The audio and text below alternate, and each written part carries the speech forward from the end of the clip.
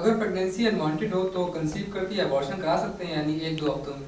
Pregnancy unwanted ہو، unwanted سے کیا مراد ہے؟ اگر تو انوانٹیڈ سے مراد ہے کہ ان کی اسے کیا کہتے ہیں انگلش میں ورڈ ہے کنسنٹ، یعنی اگر تو ان کی کنسنٹ سے نہ ہوا ہو یا ان کی خوشی سے اور رضامندی سے نہ ہوا ہو تو اس کو ابارشن اس کی کروائی جا سکتی ہے. تو اس کی کچھ صورتیں اب خاص چلیں اس کو بریک کرتے ہیں. اب اس کی کچھ خاص صورتیں ہوتی ہیں. اس کی بعض صورتیں تو ایسی ہیں کہ اس میں جائز ہے. اگر تو کوئی اس وجہ سے کرواتا ہے کہ اس کو رزق کون دے گا، اس کے پاس کھانے کے لیے پیسے کہاں سے آئیں گے، اس کا دودھ کہاں سے آئے گا، اس کی یہ چیزیں کہاں سے آئیں گی، ہم تو کماتے ہی نہیں ہیں اتنا، پھر تو یہ ناجائز ہے. پھر تو یہ شرعی طور پر کسی بھی طریقے سے جائز نہیں ہے، کیونکہ قرآن مجید میں خود اللہ تبارک و تعالیٰ فرماتے ہیں کہ وَلَا تَقْتُلُوا أَوْلَادَكُمْ خَشْيَةَ إِمْلَاقٍ، کہ تم اپنی اولاد کو قتل نہ کرو مفلسی کے خوف سے. پہلے زمانے میں کیا کیا جاتا تھا کہ اولاد کو قتل کر دیا جاتا تھا، بچوں کو زندہ درگور کر دیا جاتا تھا اور بچوں کو مفلسی کے خوف سے قتل کر دیا جاتا تھا. یعنی یہ کھائیں گے کہاں سے، پہنیں گے کہاں سے، ان کی ضروریات ہم کہاں سے پوری کریں گے، تو اس وجہ سے انہیں قتل کر دیا جاتا تھا یا ان سے چھٹکارا پا لیا جاتا تھا. اب ہوتا یہ ہے کہ اب اس کے جدید ذرائع آ گئے ہیں کہ جیسے ہی کنسیو ہوئی ہے تو اس کے بعد ہی فوراً لوگ ابارشن کروا دیتے ہیں. تو اگر تو اس وجہ سے کروایا جاتا ہے پھر تو بالکل جائز نہیں ہے، اس میں کوئی گنجائش نہیں ہے، اس میں کوئی کمپرومائز نہیں ہے شرعی حوالے سے. اگر تو اس میں کوئی وجہ جینون وجہ اس طرح کی بنتی ہے کہ ڈاکٹرز اگر یہ بات کریں. اچھا پھر اس میں کچھ فقہاء ہیں جیسے فقہ حنفی ہے، اس کے اندر 120 دن کی لیمٹس ہے کہ آپ 120 دن سے پہلے ابارشن کر سکتے ہیں. اگرچہ اس کو بھی وہ مکروہ کہتے ہیں کہ یہ مکروہ ہے، لیکن اس سے پہلے آپ کر سکتے ہیں. دوسری بات وہ یہ کرتے ہیں کہ 120 دن کے بعد چونکہ جو امبرائیو ہے، جو جنین ہے، فیٹس ہے، اس کے اندر روح پڑ جاتی ہے، تو اس وجہ سے آپ اس کے بعد اس کو ابارشن نہیں کروا سکتے، ایک زندہ انسان کی طرح ہوتا ہے. اچھا میں اس چیز سے ایگری نہیں کرتا جو فقہ حنفی کی یہ والی جو چیز ہے نا کہ 120 دن کے بعد روح پڑتی ہے. اس کو انشاءاللہ کسی اور موقع پر ڈسکس کریں گے، یہ ویڈیو کافی لمبی ہو جائے گی. تو اس کے برعکس جو دوسرے فقہاء ہیں، امام مالک ہیں، امام احمد بن حنبل ہیں، امام شافعی ہیں، ان کے نزدیک 40 دن ہے. وہ یہ کہتے ہیں کہ 40 دن کے بعد آپ ابارشن نہیں کروا سکتے، اجازت بالکل بھی نہیں ہے 40 دن کے بعد. اب ان کا محل استدلال دیکھیں کہ وہ یہ بات کرتے ہیں کہ اگر کوئی ابارشن کرواتا ہے 40 دن کے بعد، کیونکہ صحیح مسلم میں روایتیں ہیں. اب جو فقہ حنفی والے ہیں وہ یہ کہتے ہیں کہ 120 دن کے بعد روح پڑتی ہے، تو ان کے پاس بھی روایتیں ہیں. تو وہ غالباً صحیح مسلم میں ہی روایت ہے کہ 120 دن کے بعد فرشتہ آتا ہے، اس میں 40 تین مرحلے بیان کیے گئے ہیں. اور پھر یہ کہتے ہیں کہ 120 دن کے بعد فرشتہ آتا ہے اور آ کر روح پھونکتا ہے اور اس کا رزق لکھتا ہے، اور وہ کہاں فوت ہوئے گا اس کے بارے میں لکھتا ہے، اور کیا کچھ کرے گا اس کے بارے میں لکھتا ہے. تو وہ اس حدیث سے استدلال کرتے ہیں صحیح مسلم کی، جو فقہ حنفی والے ہیں. اور جو دوسرے فقہاء ہیں وہ یہ بات کرتے ہیں کہ صحیح مسلم میں کچھ اس طرح کی روایتیں موجود ہیں، اور واقعی میں موجود ہیں. میرا اس پر پورا تھیسس بھی ہے، اس کے اندر میں نے ساری روایتیں جمع کی ہیں. کچھ اس طرح کی روایتیں آتی ہیں کہ اس میں آپ صلی اللہ علیہ وسلم نے فرمایا کہ فرشتہ بعض میں آتا ہے 42 دن کے بعد آتا ہے، 43 دن کے بعد آتا ہے، 48 دن کے بعد آتا ہے. اس طرح کی روایتیں آتی ہیں. تو ان کی بنیاد پر وہ یہ کہتے ہیں کہ ایٹ لیسٹ 40 ڈیز کی ایسی لمٹ ہونی چاہیے کہ اس کے بعد جو ابارشن ہے وہ جائز نہیں ہے. اچھا اس میں کچھ فقہاء ہیں، وہ تو غالباً امام احمد بن حنبل ہیں، تو وہ تو اس بات کے قائل ہیں کہ اگر ایک دفعہ کنسیو ہو جائے تو پھر ابارشن کروانا جائز ہی نہیں ہے.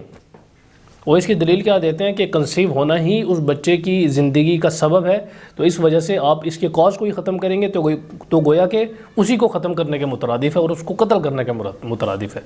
تو اس وجہ سے وہ یہ بات کرتے ہیں کہ اس کو ابارشن کرنا جائز ہی نہیں ہے بالکل بھی، چاہے آپ 40 دن سے پہلے کریں. لیکن ایسے اکثر ہوتا نہیں ہے، پتہ ہی نہیں چلتا 40 دن سے پہلے کہ کنسیو ہوا ہے یا نہیں ہوا. تو اس وجہ سے میرے نزدیک بذات خود ابارشن کرنا جائز نہیں ہے. کسی بھی وجہ سے آپ کریں، یا آپ اس وجہ سے کرتے ہیں کہ اس کو مفلسی کے خوف سے، یا کوئی بھی وجہ ہوتی ہے. الا ہے کہ 2-3 وجہ میں آپ کو بتا دیتا ہوں، وہ جینین ایشوز ہیں. وہ کون کون سے ایشوز ہیں کہ ایک تو ماں کی جان کو خطرہ ہے، دوسرا ایشو یہ ہے کہ بچے کی جان کو خطرہ ہے یا بچہ معذور ہے. بچے کے بارے میں یہ چیز میڈیکل والوں نے بتلا دی ہے کہ بچے کی گروتھ نہیں ہے، بچہ معذور ہے، دماغی طور پر معذور ہے، کوئی بھی ایسی وجہ. تو یہ 2 صورتیں، ان 2 صورتوں کے علاوہ کسی صورت ابارشن کروانا جائز نہیں ہے شرعی حوالے سے. اس کے دلائل کافی سارے موجود ہیں ہمارے پاس. پہلی دلیل تو یہی ہے کہ جو کنسیو ہوا ہے تو وہ اس دنیا میں آنے والا جو بچہ ہے کیا اس کا حق نہیں ہے کہ اس دنیا میں آئے؟ اس کا رائٹ ہے بالکل کہ وہ اس دنیا میں آئے، اور اسی طرح شرعی طور پر بھی اس کا حق ہے کہ وہ اس دنیا میں آئے۔ یہ بات تو کنسیو کرنے سے پہلے سوچنی چاہیے نا، جو آپ سیکشول ریلیشنز قائم کرتے ہیں تو اس سے پہلے یہ چیز سوچنی چاہیے کہ بچہ کنسیو ہو یا نہ ہو۔ تو جب ایک دفعہ ہو چکا ہے تو پھر اس کو کیوں ضائع کرتے ہیں؟ اس بیچارے کو اس کا کیا قصور ہے؟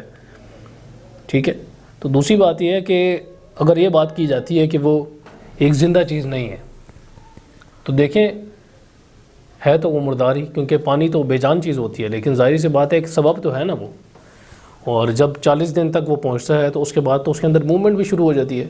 ارسطاٹل کی ایک بک ہے ہسٹری آف اینیملز کے نام سے، اس کے اندر اس نے آج سے کئی ہزار سال پہلے یہ بات کی کہ جو بیبی کی موومنٹ ہے وہ 40 دن کے بعد شروع ہو جاتی ہے۔ آج کی میڈیکل بھی اس بات کو مانتی ہے کہ جو امبرائیو ہے یا فیٹس ہے اس کے اندر موومنٹ تقریباً 50 سے 60 دن کے اندر شروع ہو جاتی ہے، اور ان کے نزدیک تو روح اور جسم کا تو فرق ہی نہیں ہے نا۔